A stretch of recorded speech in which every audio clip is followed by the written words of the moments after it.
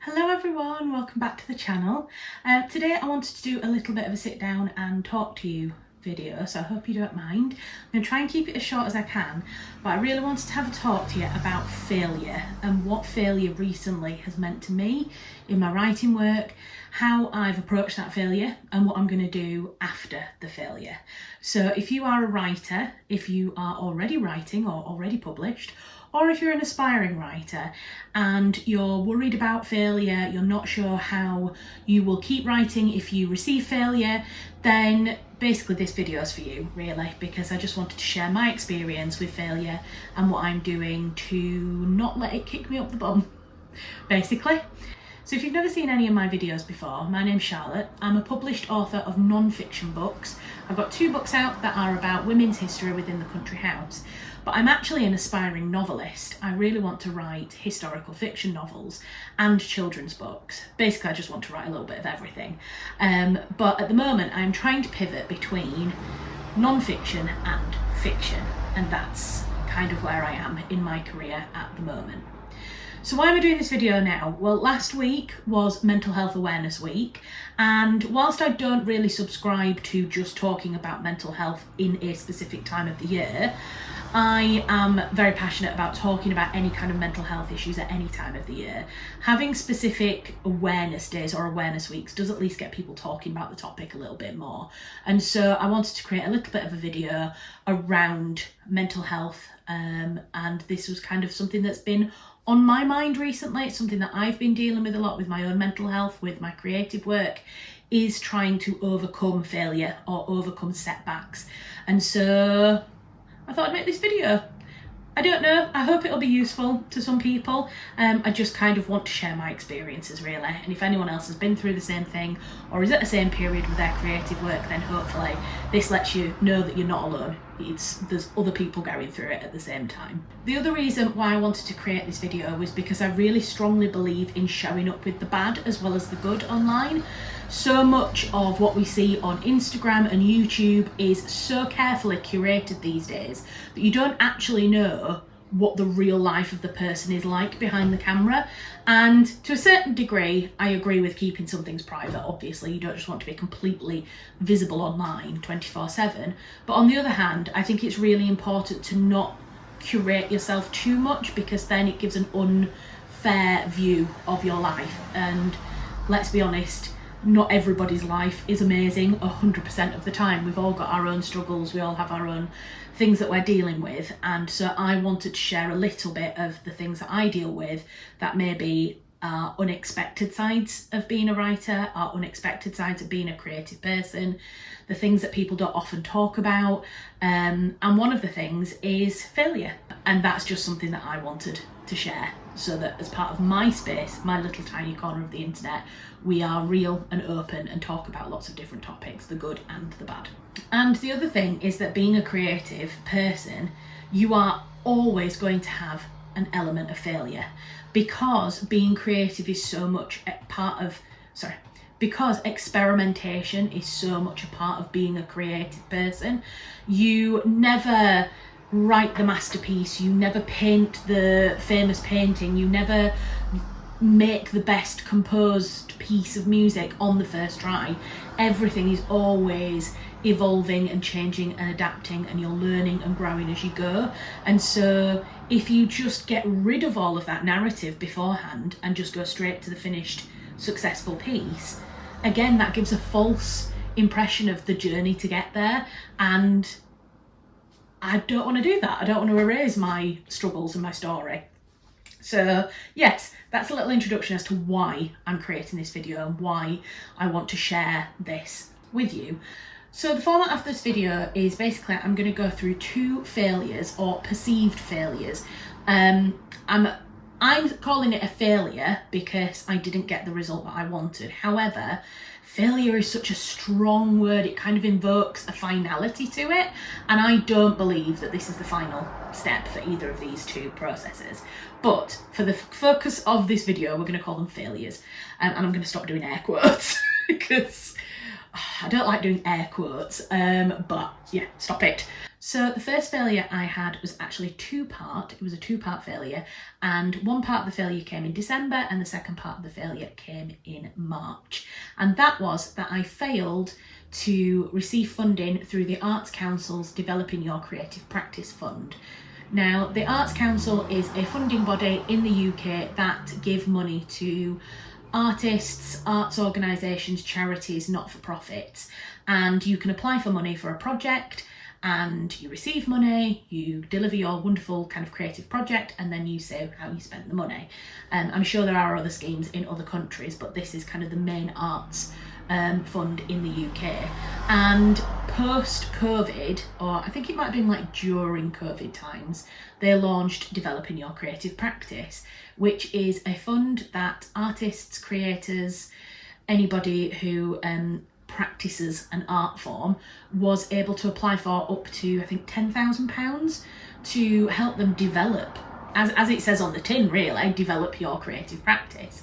And it's money that you can use to kind of pay for the overheads in your life whilst you are creating, whilst you're developing your practice, whilst you're developing a piece of work.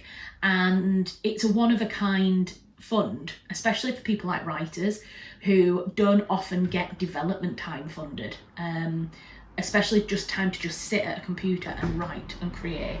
Usually to get kind of projects funded in the UK, it has to be in part with like delivering a writing event or delivering a course or working in the community. And that also obviously takes up a lot of your creative time. So there's not actually as much sitting down and writing a novel or writing a children's book. And this is one of the funds that allows you to do that. However, it is incredibly competitive. So I think they have like a few thousand applications every round, and yet they can only fund kind of 300, 400, 500 every round. So you get a sense of what the kind of competitive nature and what the odds are of being able to receive that money. So that's a little bit of a kind of background on developing your creative practice as a fund. So you can apply twice. If you don't get it the first time, then you can apply a second time. Obviously, if you're successful first time around, then you're not eligible to apply again. But if you get knocked back the first time, then you can apply once more. So you get 2 bites of the cherry. And I applied first in, I think October was when I submitted the application. It takes about 3 months. And then I found out at the beginning of December last year that I was unsuccessful in receiving funding. Sorry, I realised I didn't actually tell you what I applied for. So I applied for money to spend time working on a novel, on the first draft of a novel. And I spoke about the fact that I am a published historical fiction writer, but I was talking about the fact that I was starting to feel a little bit unsure of myself and my position in the heritage space. And so because novel writing and writing a book had always been kind of a dream of mine, I wanted now to try and spend some time developing my practice and pivoting towards fiction writing. I think I kind of hinted on that in the earlier sections of this video, but I just wanted to very clearly kind of state that that's what the application was about. And I will be honest, I was pretty gutted, but I knew how competitive it was, and I knew that a lot of people got knocked back the first time, but then tended to be successful the second time around. So I was like, okay, not the result that we wanted, but you know, this happens. A lot of people are getting knocked back. It's very competitive. Let's go again for the second round. So I was gutted, and it really did knock kind of my mental health in December last year. I had a personal thing going on at the beginning of last year as well, and I think generally my mental health over December just wasn't great. I was very distracted, but I was feeling a bit positive because I knew I had this second round. So then mid to late January, I think it was, I had to get the second application in. So I revised it, I worked on the feedback that I'd got, and I put in my second application. And again, had to wait another 3 months. So then it was the beginning of April, I think, yes. So I think I'd got it in February, March. Yeah, I'd got it in mid-January, mid-February, mid-March, mid-April. So it was 3 months. And the date came along and I was so excited, and I got my letter. And the way that you find out is that you get told that there is a decision letter on your application portal. So you have to sign into the Arts Council, and then you go onto your application portal and a decision letter is there, and then you open the decision letter, digital it, and you read the decision. So I went in and I actually filmed a little bit of footage of me opening the decision letter. So I'm going to insert that now because yeah, I filmed it and you're going to see the raw reaction of me opening that letter now. Hello everybody. Take those off actually. I look terrible. I feel terrible. I'm recording this on Monday, the 27th of March. I was at the Literature Festival all weekend. 4 of our 5 women, we're actually women, so women team, have gone down with COVID. I'm now not feeling great. And so therefore I wasn't planning to come on camera. That's why I look like this. I've just had an email about Arts Council to say I've got a decision letter for my Developing Your Creative Practice application. And I don't even know why I'm filming, because I'm 99.9% sure I'm not going to have been successful. There's huge competition. Every single application that goes in could get the money. But in the off chance that I get it, or I don't get it, it's probably good for me to do a video to talk about the process and what that means. So yeah, I'm going to film as I do this. Submissions. I'm clicking onto the website. I'm not going to show the Grantian website because A, it doesn't make much sense if you don't understand the Grantian website, and B, it does have my private information on there, so I'm not going to show that. How do I click? God, I'm so nervous. I don't know why I feel so nervous. Amount requested. Oh. No, it wasn't successful.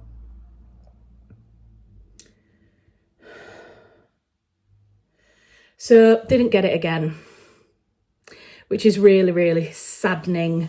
It was expected, but it is still disheartening not to be successful with something like this.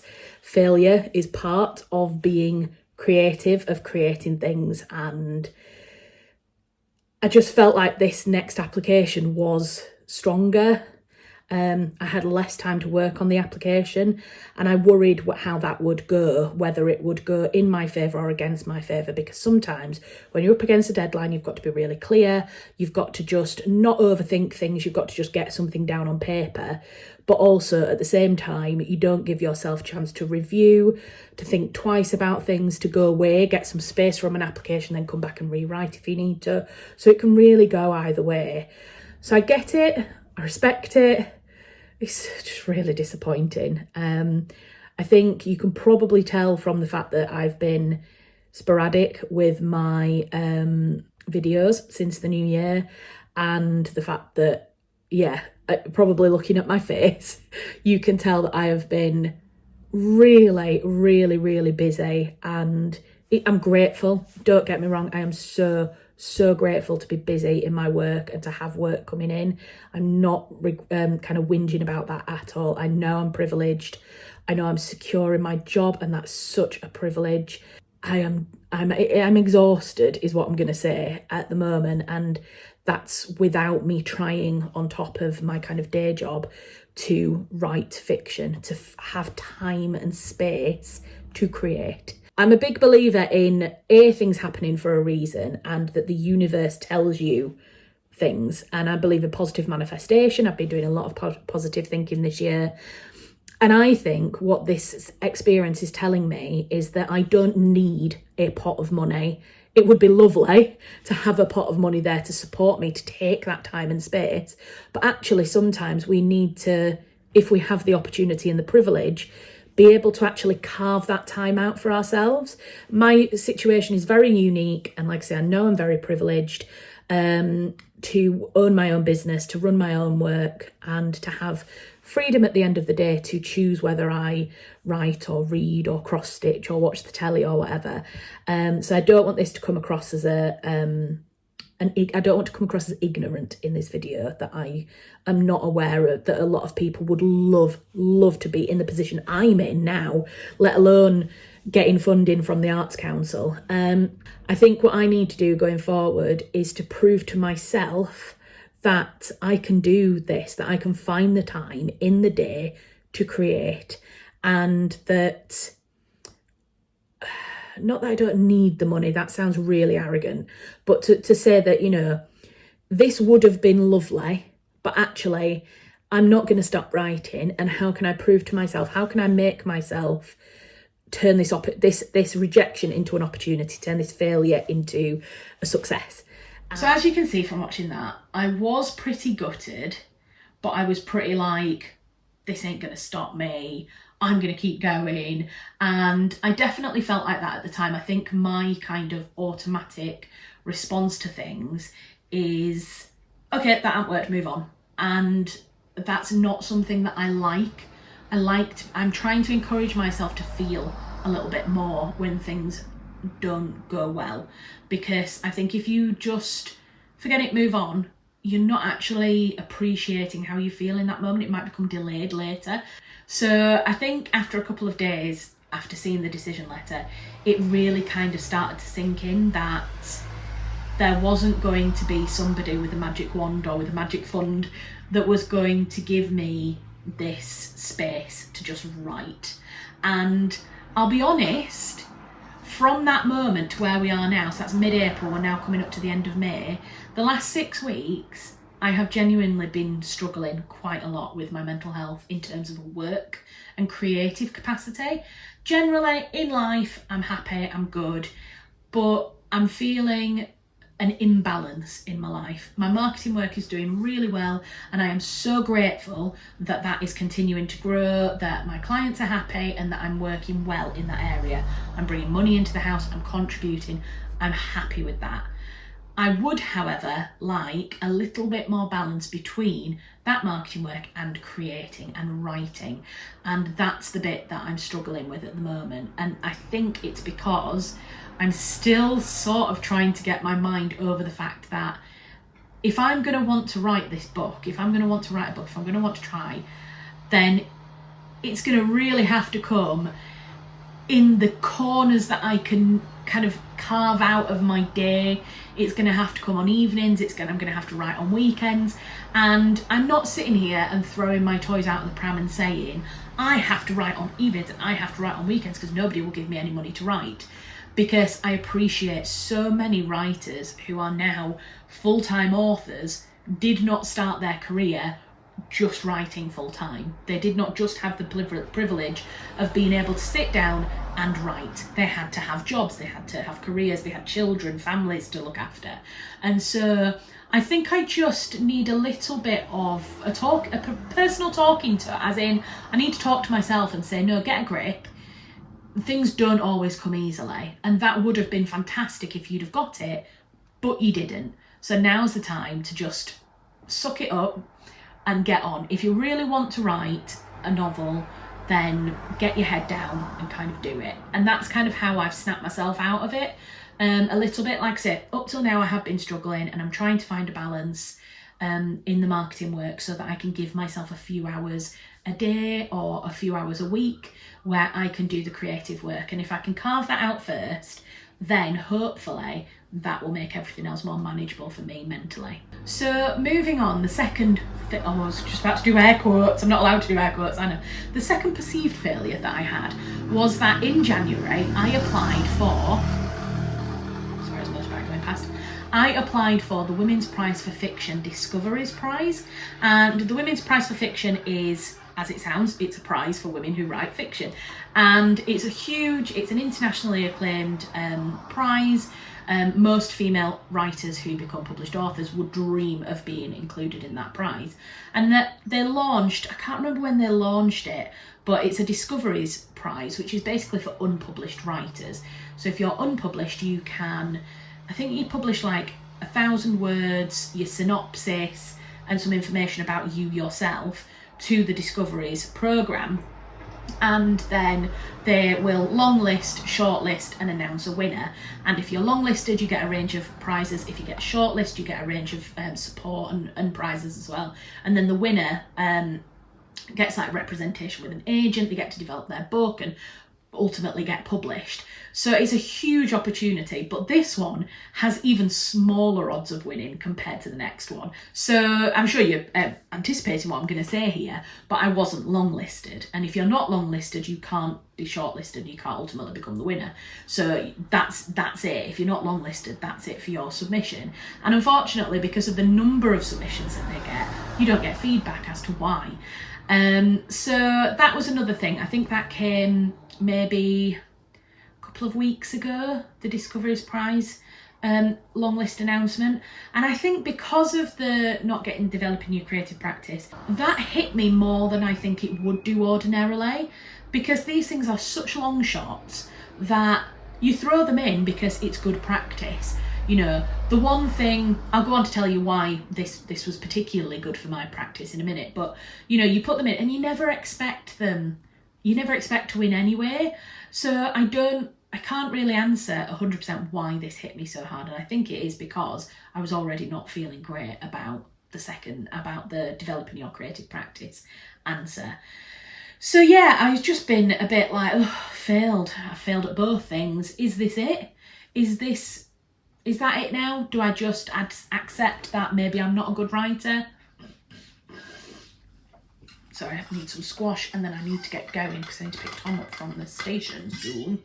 Yeah, I was like, is this my sign from the world? Is this the universe telling me that I should just give it up and not bother? And I don't think I can give it up. Not right now, because at the end of the day, those two things are long shots and they're chances. They are amazing opportunities if you can get them.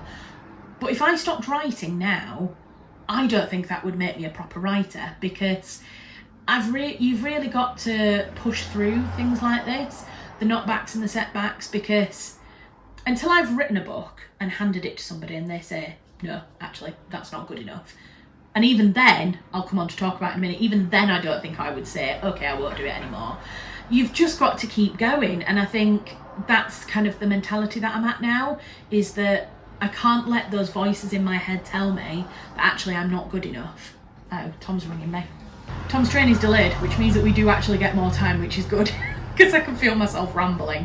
So yeah, basically I am not going to let the voices in my head tell me that I should stop writing, because for me writing is a compulsion, it's a passion. I've been writing since I was a little girl. Like, I remember taking lined paper, folding it in half and like stapling it into like a book and then writing, and I did like a title page, I stuck a picture on the front. Like I was writing books like when I was like 10, and they were really bad, like probably like fan fiction stuff of what I was reading, but the desire to write was there. And then as I got older, I got a little word processor and I wrote stuff on there, and unfortunately I've lost all of my early stories. They were in a desk which unfortunately got burnt, long story, and all of my writing from that age got completely lost. So it's such a shame, but it's the practice, isn't it? And I've been doing it all my life and I can't stop, so I won't stop.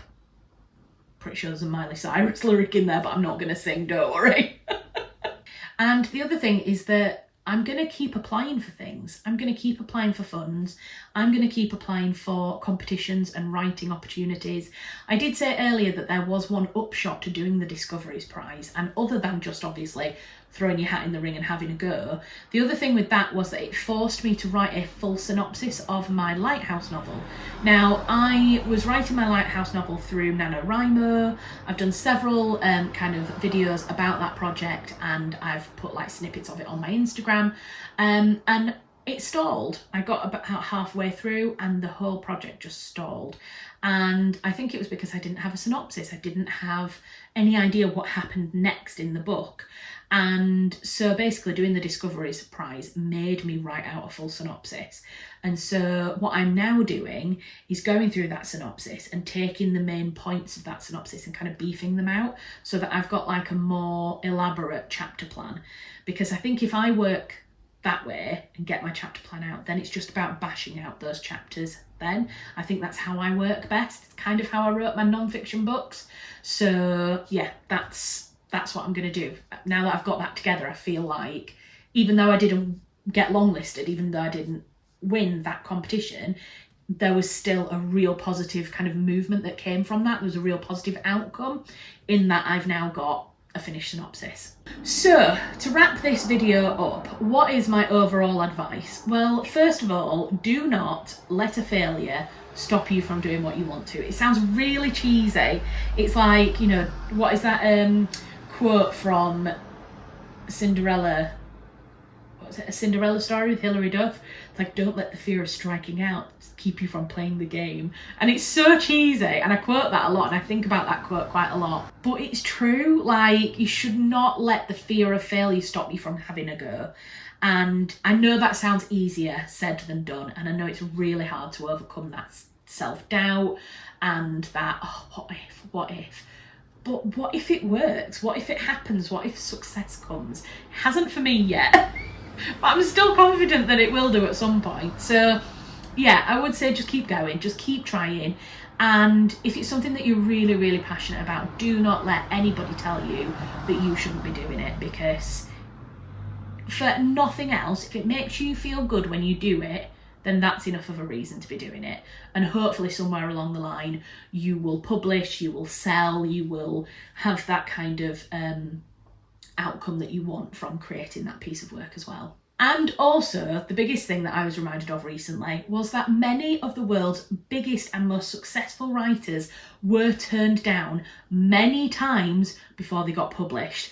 And I'm going to look off camera now because I need to look at my computer screen to read you out some statistics. So Beatrix Potter got turned down by 6 different publishers when she wanted to publish her Peter Rabbit and other woodland animal stories. In fact, she got turned down that many times that she actually self-published her books and then was picked up later by a publisher who really believed in her work, and that's how it then got out into the mass market. Agatha Christie spent 5 years trying to get her first novel published. The novel Carrie by Stephen King, who is an incredible author, whose book I have there, Stephen King on Writing, his writing memoir. His book Carrie was rejected 30 times before it was published. And one of the proposed publishers of the Diaries of Anne Frank said, "The girl doesn't, it seems to me, have a special perception of feeling which would lift that book above the curiosity level." Man, how that guy was wrong. So if those statistics don't G you up and make you feel a little bit more positive, then the author Millie Johnson, who I met at Huddersfield Literature Festival, she was doing an event and I went and sat through her event. It was fantastic. Sorry, there's a bus right outside the window. That's what happens when you live on a main road. And Millie Johnson, she said that she only really felt like a proper author. Oh God, I'm doing air quotes again. Millie Johnson said that she only really felt like a proper author once she'd actually been rejected, because she knew that some of the world's biggest authors had been turned down and rejected. And she said that it made her feel like a real author by being rejected, which I think is a really nice way to think about it. And it reminded me of my sister, Melissa, who basically, when I got my first hate comment on one of my YouTube videos, got a really negative comment, and I mentioned it to her. She was like, "Oh, that means you've made it. You know you've made it on YouTube when you get haters." I was like, that's such a positive way to spin that whole situation.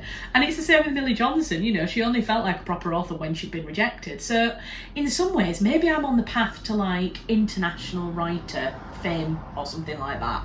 Probably not.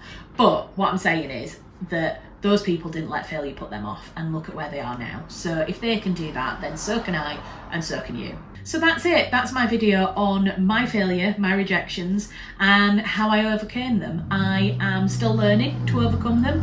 Every day I'm telling myself that I have the right to be in this space. I have the right to write, and that I should keep going, because it's not easy. And on a week when we are discussing mental health, I think it's really important to talk about times when we are struggling a little bit and when we feel a little bit worried, when we feel a little bit unsure, when our confidence is low, because I might come on YouTube and be happy and really like, yay, everything's great and I'm a published writer and I do this, and it's hard work, and I have to work hard every day to make it a success and to keep doing what I'm doing, and so do you, so do so many writers that are trying really hard to become published writers. So yes, thank you very much. If you've watched this video to now,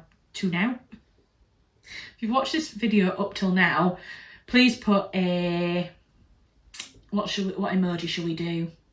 Please put a ghost emoji in the comments, because I'm already thinking about Halloween. I've been planning Halloween content and there may be something exciting coming up in Halloween. So if you've watched this far, put a little ghost emoji in the comments, and then I know who is the super hard, die-hard fans.